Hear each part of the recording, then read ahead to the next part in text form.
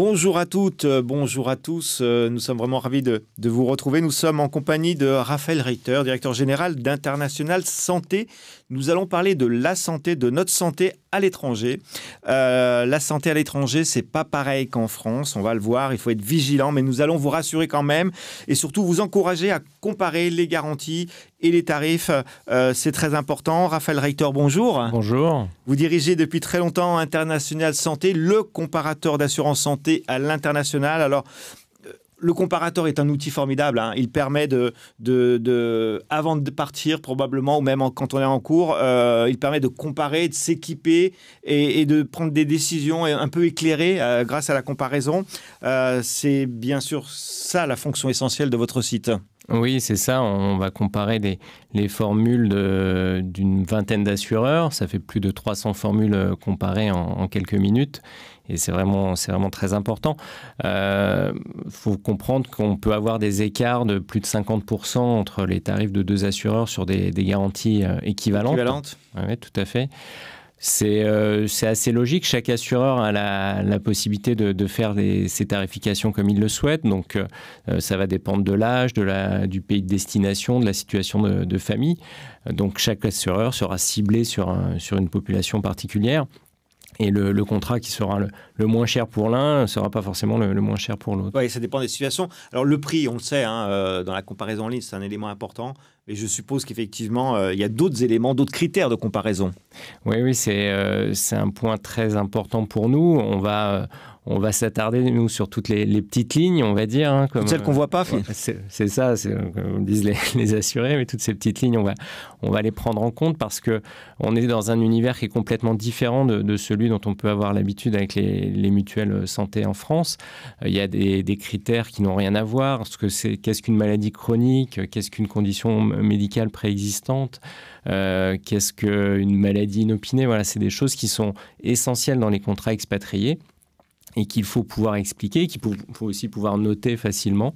Et donc ça, on va en tenir compte. Oui. Donc vous décortiquez en fait les contrats, parce que on l'a dit, vous l'avez dit, c'est pas pareil qu'en France. On n'a pas un régime obligatoire qui prend énormément en charge.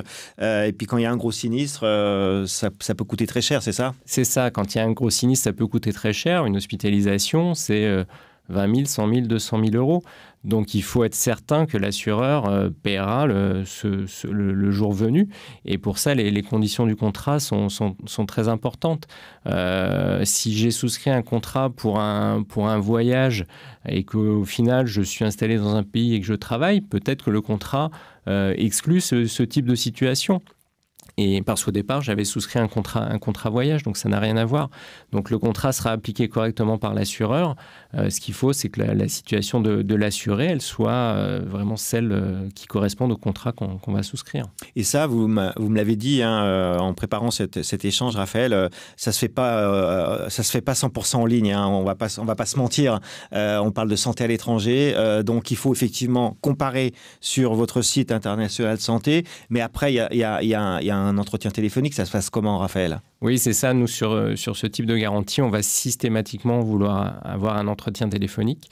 Parce que si je veux comparer, ce serait un peu comme de se dire je dois me faire opérer, je vais aller sur Doctissimo et je vais regarder 3 avis sur Internet. Et puis ça y est, ça va me suffire pour décider. Non, là, on est sur des choses vraiment qui sont sérieuses. Et on a une quinzaine de questions à poser pour comprendre réellement la situation de la personne et pour être sûr de proposer la bonne garantie. Ouais. Et puis pour voir les petites lignes qui peuvent correspondre à des situations très particulières. Exactement. Et vous faites votre rôle de conseiller sur cette partie. Alors, vous connaissez le sujet par cœur, Raphaël. Est-ce que vous avez des chiffres à nous évoquer sur cette assurance santé à l'étranger? Oui, une assurance santé à l'étranger, en moyenne, c'est 4 500 € à l'année. Donc, et encore, je suppose qu'il doit y avoir des variations assez considérables en fonction des pays, non? Il y a des très gros écarts. On va dire qu'on va être au minimum sur des tarifs de l'ordre de 2 000 € à l'année pour quelqu'un de jeune dans un pays pas cher.